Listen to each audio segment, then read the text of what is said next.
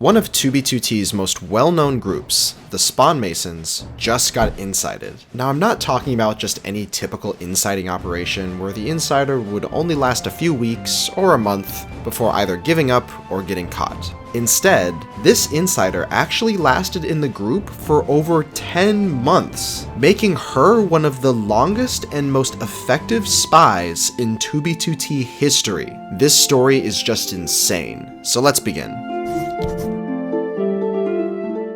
It all started in February of 2022, when a player by the name of Old Lady North joined 2b2t. Like many new players, she would spend her time wandering around the server, but would eventually get lucky, finding some dupe stashes during her travels. She then had the idea to use items from those stashes to make kits for new players, and spread them all around spawn. In each shulker box, she'd put essential gear, food, and tools, as well as a special signed book with her name on it. Eventually, a member of the Spawn Masons named Waylon found one of these kits around spawn, and decided to tell his fellow group members about her kind deeds. The Masons were intrigued by the idea of this player going around giving out free items to new players, and decided to extend an invitation to be a guest in the Spawn Masons, believing that her actions represented that of a Spawn Mason.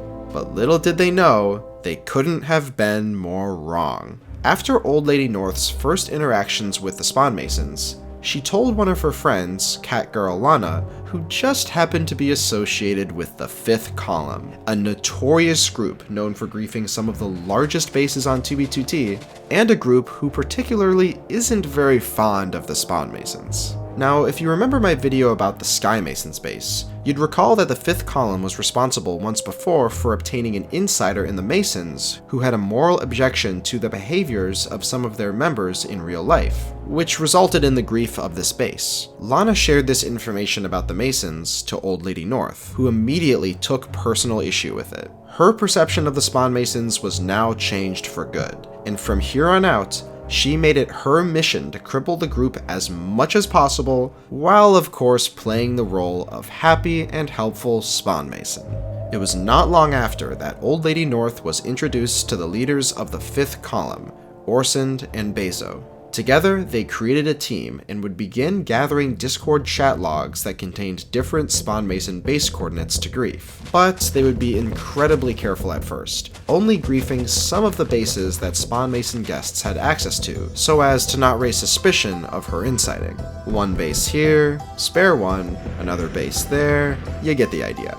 Some of the bases griefed included an end base called the Isle, their Halloween and Christmas bases, as well as several lodges in between. They even griefed their base on Constantium, a 2b2t alternative server. Now, despite Old Lady North constantly leaking base coordinates to the Fifth Column, suspicion of her inciting wasn't raised at all. Probably due to the fact that she would dedicate a few hours every day in Spawn Mason voice chats, building at these bases herself and becoming friends with the members, therefore slowly building up their trust. This right here is part of the risk involved in playing on any Anarchy server, and it's why one of the biggest de facto rules of Anarchy is to trust no one.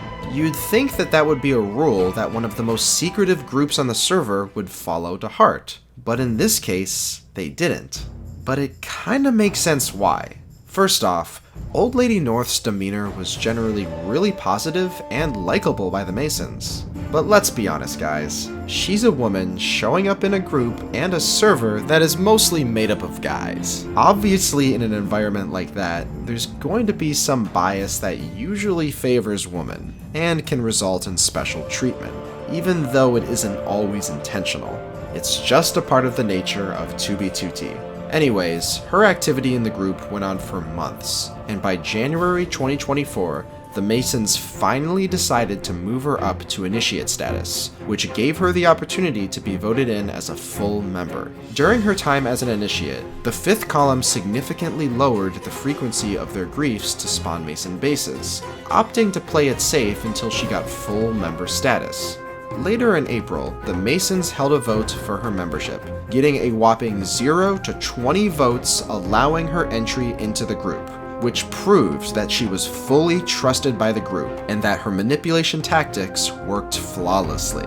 This now meant that she would receive full access to all current Spawn Mason bases, which included partial access to the Gringotts dupe stash network, which is an absolutely massive collection of over hundreds of millions of duped, stolen, and farmed items spread across different stashes on 2b2t. So far, Old Lady North's inciting has proven to be a rousing success, as she now had deep access to the core of the group, not only with information, but trust.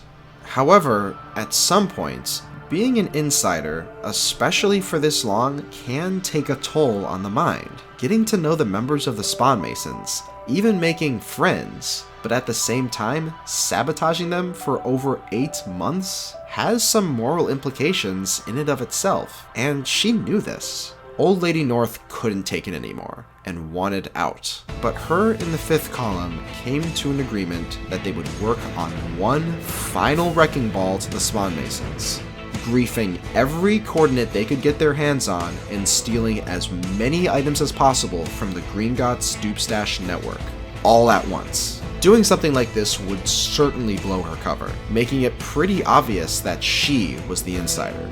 But despite that, Old Lady North was of course fine with this. So she would spend the last 2 months gathering as much intel as possible. She ended up obtaining coordinates to one of the larger Gringotts stashes containing over 65 million items, as well as some other large and very secretive Spawn Mason bases. Then, on July 5th, 2024, the plan went into action. Step 1 was to loot the stash, and in order to create more confusion, the fifth column created brand new accounts under the same name, Hatman, where they would use them to arrive at the stash all at once. The first thing they did was to kill the proxies at the stash, which are basically bot accounts that can be used to track other player activity around the base.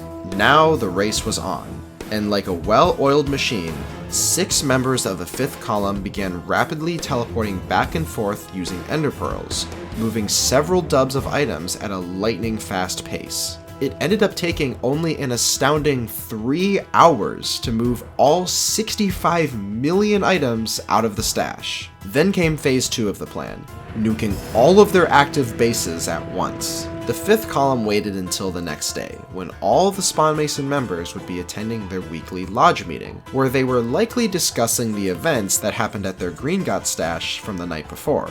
So while the entire group was distracted speculating how their stash was stolen, the fifth column started nuking their farming base where they were grinding for new blocks and items. Then the griefers went to their most active base, Sea Masons, where they loaded in base members' pearls, which teleported online members from their lodge meeting and killed them right on the spot. But it didn't end here. They then went to the spot where the Masons were bombing out for their next mega base, only for the fifth column to fill it in with massive lava casts. Lastly, they would finish off the chaos by blowing up their spawn base, Lens Base, where they have been farming totems and hosting build competitions. To say the least, it was a rough day for the Spawn Masons. Now after all of this, the Masons realized that this time it had to be no coincidence. Someone in the group had to have been leaking coordinates. So they immediately began accusing each other, even theorizing that it could have possibly been a new coordinate exploit. But they finally deduced through the process of elimination that Old Lady North was the prime suspect. As Old Lady North wanted to be done with inciting anyways, she was quick to admit that it was her fault and was promptly removed from the group.